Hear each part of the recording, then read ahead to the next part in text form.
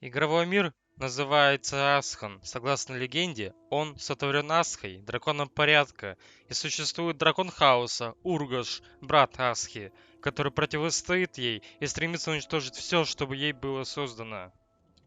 Согласно игровой истории, Ургаш в давние времена потерпел поражение в битве с Асхой и был заточен в ядре планеты, а истощившая свои силы Асха слилась с Луной.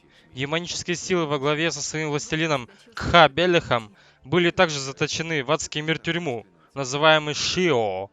Лишь тогда происходило полное лунное затмение. Демоны могли выбираться оттуда, за исключением, однако, самого властелина.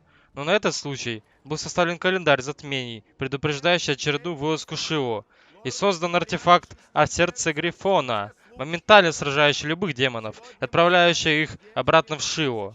Сюжет игры начинается спустя 20 лет с момента последней битвы с демонами. Король Империи Грифона Николас собирается обручиться с леди Изабель. Но в день их свадьбы наступает новое лунное затмение, не предсказанное ни одним провидцем или календарем, и прямо на церемонию врываются дьяволы из Шио. Сразив их, король Николас понимает, что началось масштабное вторжение демонов в Империю Грифона, и поэтому вынужден готовиться к войне. Его невесту Изабель укрывают в летнем дворце в сопровождении родного дяди Николаса, прославленного рыцаря Годрика.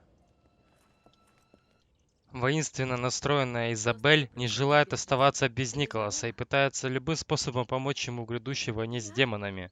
Поэтому он отправляет рыцаря Годрика за помощью в страну магов, Серебряные города, к их предводителю Архимагу Сайрусу.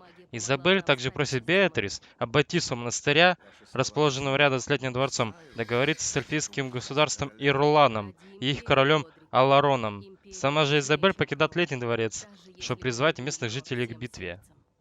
Часть присоединяется к нам, но есть и редиски. Крестьяне говорят Изабель: мы клали болт на вас, мы не присоединимся к тебе. Там пожирают всех на поле боя, поэтому никуда не пойдем. Но за эту грубость нам придется их убить. Разобравшись с крестьянами, Изабель говорит, что нам нужны лучники, а их можно найти в городе Длинные Луки. Мы должны захватить его. Захватив город, нам говорят, чтобы мы создали 100 лучников для того, чтобы усилить нашу армию. После этого Изабель говорит, что в Ясени сидят мятежники, и нам придется захватить этот город. Во время войны это недопустимо. Собрав армию и захватив город, Изабель говорит нам о том, что уже пора бы отнести эти войска к Николасу на подмогу. И нужно смешить так, как никогда раньше. Во второй главе Изабель нам говорит о том, что вокруг вражеские лазутчики, демоны, и мы должны истребить их, а также построить орден паладинов. Истребив всех демонов в округе, мы идем на север, на северо-восток, в земли демонов, в которых встречаем дьяволов и убиваем их всех. После этого, после уничтожения лазутчиков, теперь мы должны убить героя демонов. Не самого сильного, но это нужно сделать. Видя побежденных демонов, королева Изабель задается вопросом, почему их так много? Но ее прерывает Беатрис. Она сообщает, что поступило письмо от Аларона, короля эльфов, и он посылает к нам на помощь 2 легиона танцующих с клинками. Глава о том, что нам необходимо их встретить.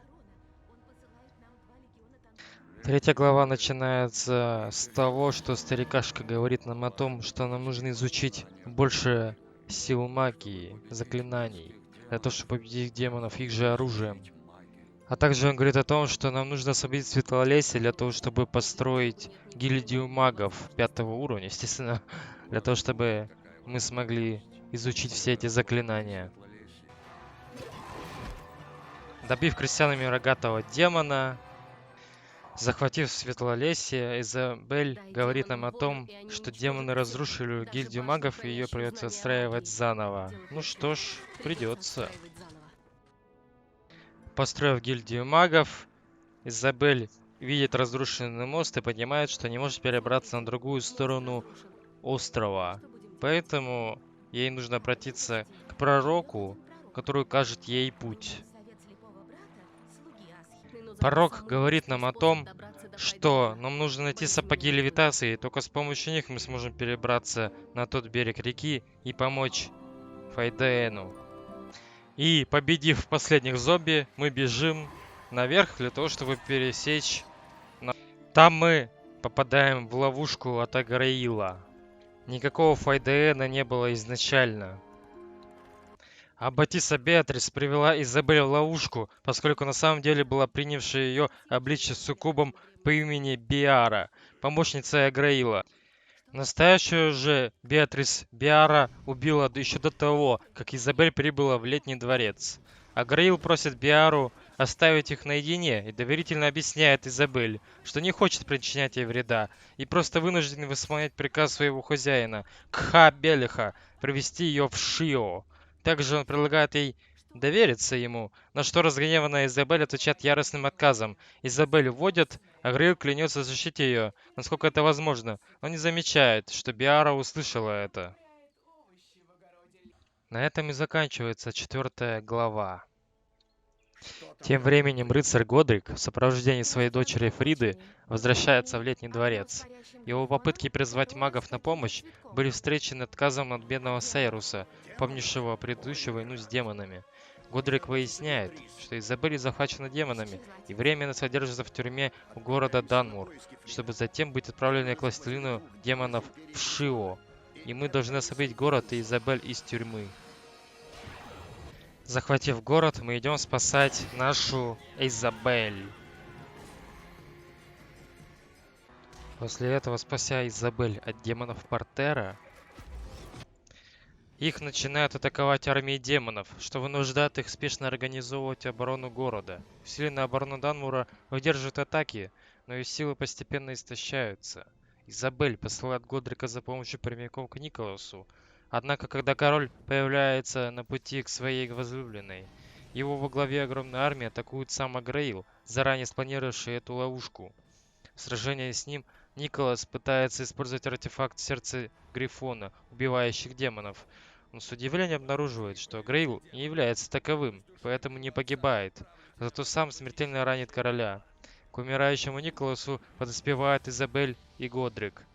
Последней волей короля становится просьба о коронации Изабель и передаче престола империи ей. Провозглашенная королева клянется отомстить Аграилу и всем демонам. Всем спасибо за просмотр, дорогие друзья. Кому понравилось, ставьте лайки, оставляйте ваши комментарии и критику. А также обязательно подпишитесь на мой канал. Ну а я